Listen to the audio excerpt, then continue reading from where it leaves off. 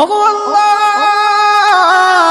ওগো মালিক, তুমি ছাড়া তো আমাদের আর কেউ নাই, তুমি ছাড়া তো আমার আর কেউ নাই। আল্লাহ গো, তুমি যদি মাফ না করো কে আমাকে মাফ করবে? তুমি যদি মাফ না করো কে আমাকে মাফ করবে? তুমি যদি আমাকে মাফ করো তাহলে তোমার কোনো দিকে কমবে না, তুমি যদি আমাকে মাফ না করো তোমার কোনো দিকে বাড়বে না। আল্লাহ গো, তুমি আমাকে মাফ করে দাও। সারাটা জীবন অন্যায় কাজ করেছি, সারাটা জীবন নাফরমানি করেছি, আমার কাছে কালেমার দাওয়াত কম আসে নাই, আমার কাছে কালেমার দাওয়াত কম আসে নাই, আমাকে লোকেরা কম বোঝায় নাই। ওগো আল্লাহ, তুমি আমাকে মাফ করে দাও। মাফ না করলে কোথায় যাব, কার কাছে যাব? বাবা যখন মারে তখন মার কাছে আশ্রয় নেওয়া যায়, মা যখন প্রহার করে তখন বাবার কাছে আশ্রয় নেওয়া যায়, বাবা মা যখন প্রহার করে তখন দুনিয়ার কারো না কারো কাছে আশ্রয় নেওয়া যায়। ওগো আল্লাহ, ওগো মালিক, তুমি যদি আমাকে মারো, তুমি যদি আমাকে আযাব দাও, ওগো আল্লাহ, কার কাছে যাব, কার কাছে গিয়া মাফ চাইবো? ওগো আল্লাহ, মেহেরবানি করে মাফ করে দাও। এইরকম কান্না করতেছে, কান্না করতেছে, চোখের পানি তার এমন ভাবে পড়তেছে, দাড়ি ভিজতেছে, দাড়ি ভিজে জমিনের মধ্যে চোখের পানি পড়তেছে, কান্না করতেছে।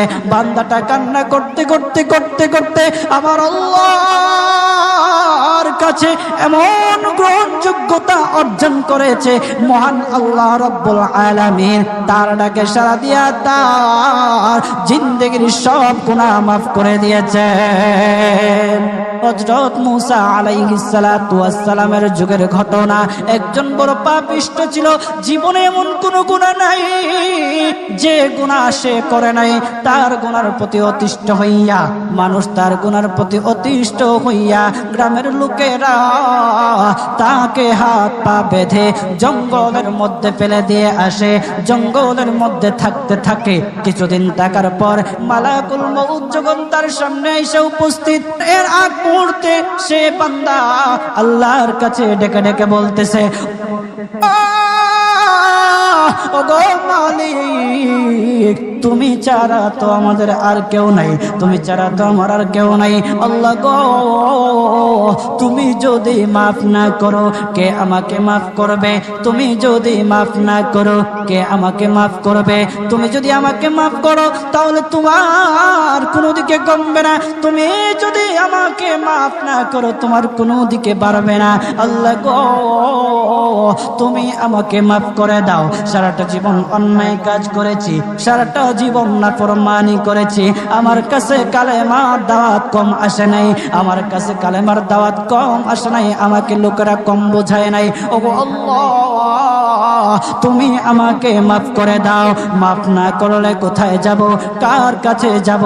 বাবা যখন মারে তখন মার কাছে আশ্রয় নেওয়া যায়, মা যখন প্রহার করে তখন বাবার কাছে আশ্রয় নেওয়া যায়, বাবা মা যখন প্রহার করে তখন দুনিয়ার কারো না কারো কাছে আশ্রয় নেওয়া যায়। ওগো আল্লাহ,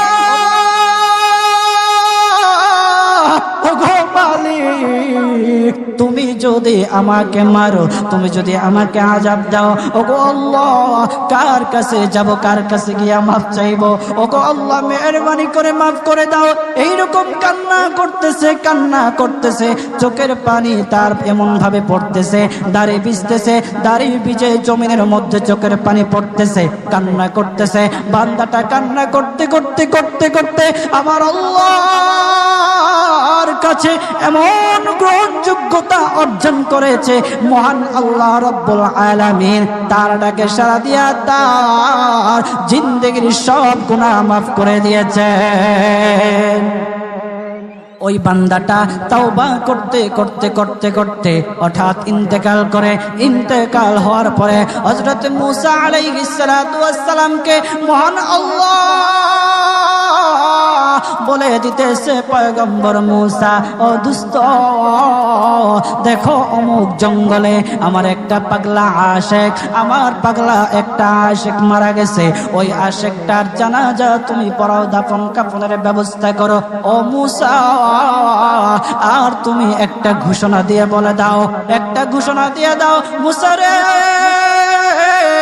ও মূসা তুমি ঘোষণা দিয়ে বলে দাও যে আমার এই বান্দার জানাজার নামাজ অংশগ্রহণ করবে, মহান আল্লাহ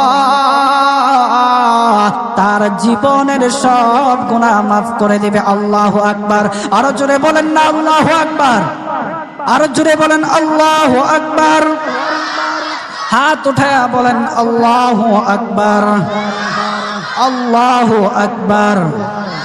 মুসলমান বাবাজি গভীর মনোযোগ। হযরত মূসা আলাইহিস সালাতু ওয়াস সালাম একটা পাহাড়ের উপরে উঠলেন। পাহাড়ের উপরে ওঠার পর তখন ডেকে ডেকে বলতেছে, ও উম্মতেরা রে, আমার উম্মতেরা শোনো, আল্লাহ রাব্বুল আলামিন একটা সুসংবাদ দিয়ে দিয়েছে। আমার আল্লাহ রাব্বুল আলামিনের একটা আশিক একটা ওই অমুক জঙ্গলের মধ্যে মারা গেছে, ওই পাগলা আশিকের জানাজার নামাজ অংশগ্রহণ করো। যদি জানাজার নামাজ পড়ো তখন আমার আল্লাহ তোমাদের জীবনের সব গুনাহগুলি মাফ করে দেবে।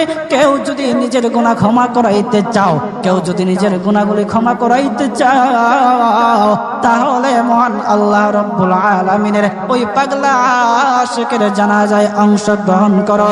তখন লোকেরা দলে দলে জানাজায় অংশগ্রহণ করার জন্য দলে দলে গেল, জানাজার নামাজ আদায় করলো। আদায় করার পর পয়গম্বর মূসা আলাইহিস সালাতু ওয়াস সালামকে বলতেছে, ওগো আল্লাহর পয়গম্বর, ও পয়গম্বর, যার জানাজায় অংশগ্রহণ করার কারণে মহান আল্লাহ তার জীবনের সব গুনাহ মাফ করে দেবে। এমন মহা ব্যক্তি, তো এই মহান ব্যক্তিটাকে তো একটা নজরে দেখা দরকার, অবশ্যই দেখা দরকার। আমাদেরকে সেই ব্যক্তিটাকে দেখান। তখন মূসা আলাইহিস সালাতু ওয়াস সালাম বলতেছে, ঠিক আছে তোমাদেরকে দেখানো হবে। তখন যখন দেখাতে গেলেন, দেখানোর সাথে সাথে লোকেরা বলল, পয়গম্বর আপনি কি বলেন, এই লোকটাকে তো আমরা ভালো করে চিনি। ওই লোকটা বড় পাপিষ্ঠ ছিল, বড় অন্যায়কারী ছিল, বড় জুলুমকারী ছিল। ওগো পয়গম্বর, সমাজে এমন কোন গুনাহ নাই যে সে করে নাই। সমাজে সব গুনাহ করেছে, সমস্ত গুনার সাথে সে জড়িত ছিল। সে জড়িত ছিল, তার গুনার কারণে আমরা অতিষ্ঠ হইয়া তার হাত পা বেঁধে আমরা